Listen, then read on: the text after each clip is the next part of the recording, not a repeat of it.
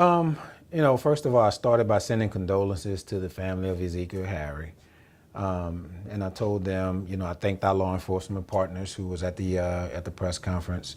But yesterday around 12 noon, we received a report of a possible abduction that occurred near Bayou-Terrebonne, adjacent neighborhoods around Bayou-Terrebonne near Marla Street.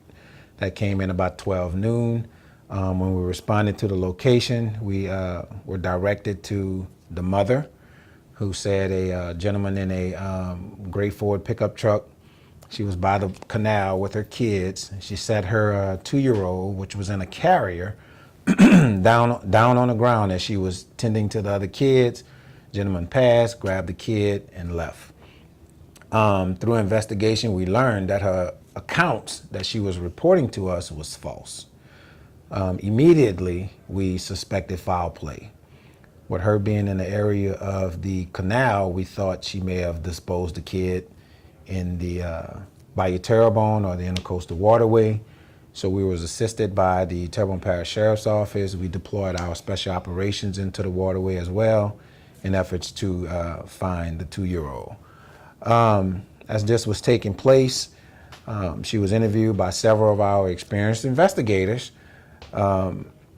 which after several hours, she began directing them to the area of Dasper Street, which is 2 streets over from our police department, where we located the remains of Ezekiel Harry.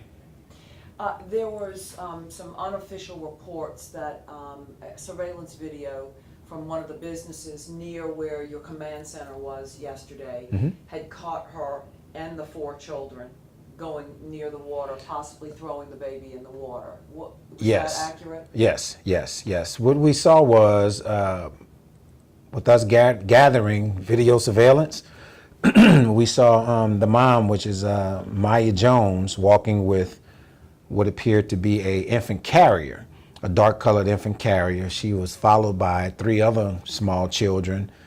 At that point, in the initial phases of the investigation, we thought she had the kid with her. But as the investigation continued and we discovered little Ezekiel on Dasper Street, now we believe that when she was carrying that carrier, it was in fact empty. May we have access to that video? We'll send out the still shots, the same ones that we released in the press conference, and as soon as I'm done with you, I'll send them out, distribute them to everyone. Yes. There were reports, again, unofficial reports, that the boyfriend was possibly being accused of some domestic violence in the past, some type of violent behaviors. Correct. And also drug use. Is that accurate? Yes. There are some reports of some possible domestic violence that occurred, some drug use. Our detectives, we're still in the infant stages of this. We're still scratching the surface. There's a lot more work that needs to be done, and our investigators are working diligently to try to dot all the I's and cross the T's. What is the suspected cause of death for Ezekiel? At that point, we don't know the suspected cause of death. Ezekiel is in the possession of our coroner's office, and an autopsy is scheduled later, and pending the results of the autopsy, we'll be notified. Today, the autopsy? Yes. Okay. Does it look like he was beaten, or at this point?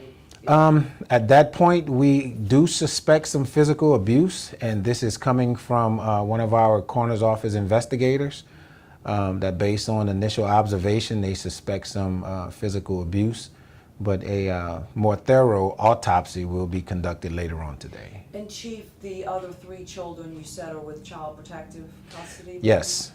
As a result of this, they were being interviewed by Child Protective Services, and at this point we believe they're in the custody of Child Services. Did you see those children? How were they? What were their emotions? Distant, quiet. Like I said, whenever we spoke to the mom,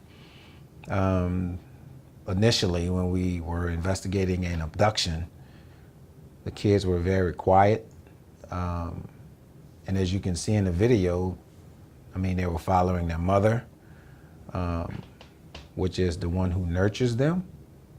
But unbeknownst to them, one of their siblings, possibly died at the hands of their mother.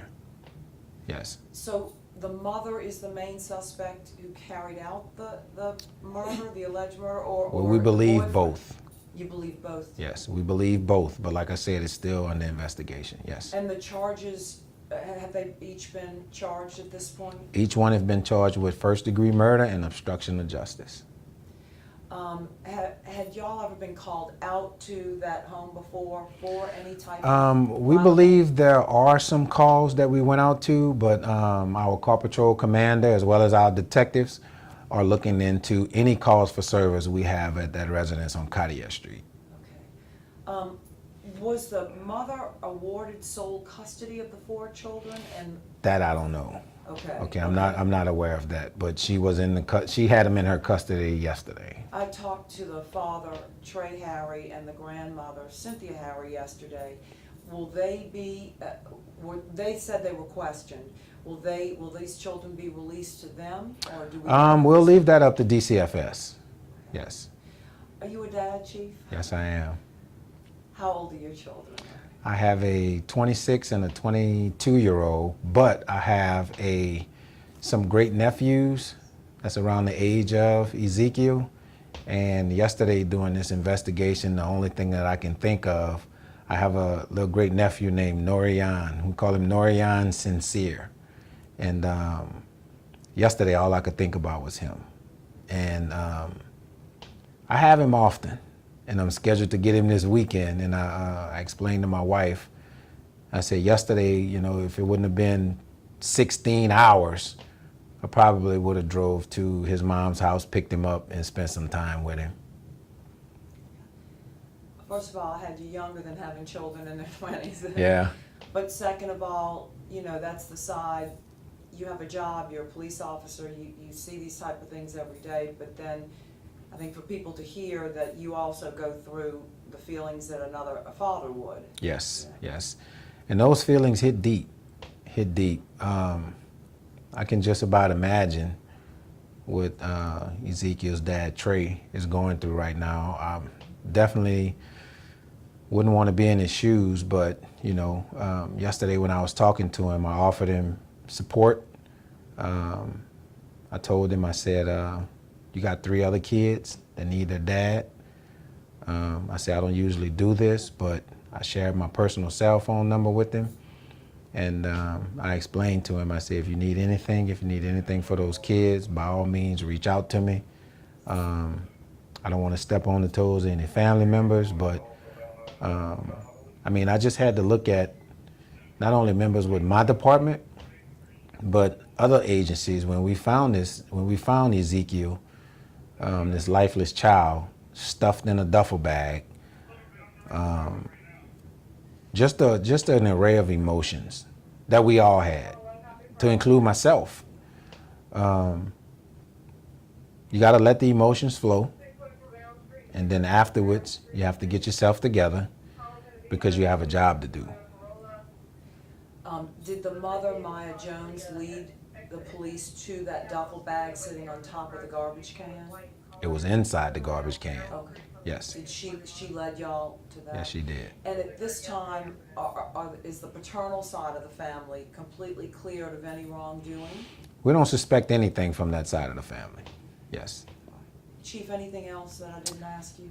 That should be it. I really want to, thank our law enforcement partners. We had an abundance of resources that came together. Our business community, citizens within the community offered their support. And like I just want to keep saying, if you see something, say something. If you don't see the result that you're expecting, by all means, go have that conversation with your law enforcement officials. You will be confidential. But like I said in the press conference, we had hundreds and hundreds of experienced law enforcement professionals yesterday. And you just think about how we patrol the streets daily, and whatever happened to Ezekiel happened within the confines of what should have been a safe haven for him. And I just expressed to him, I say, we wake up and do this job every day trying to stop things like this from happening. And the only time you're allowed to come inside of a home is when you're called there. So I don't think that there was anything that we could have done to stop what happened to little Ezekiel. Even if it's discovered that we responded to the house several times. It just breaks my heart, you know, that here it is, you got all these law enforcement professionals, you got all these entities within the community, all these provisions are put in place to try to create safe environments for the innocent. And like I said, they make up a small percentage of our population, but they're 100% of our future. And Ezekiel's future was taken away from him.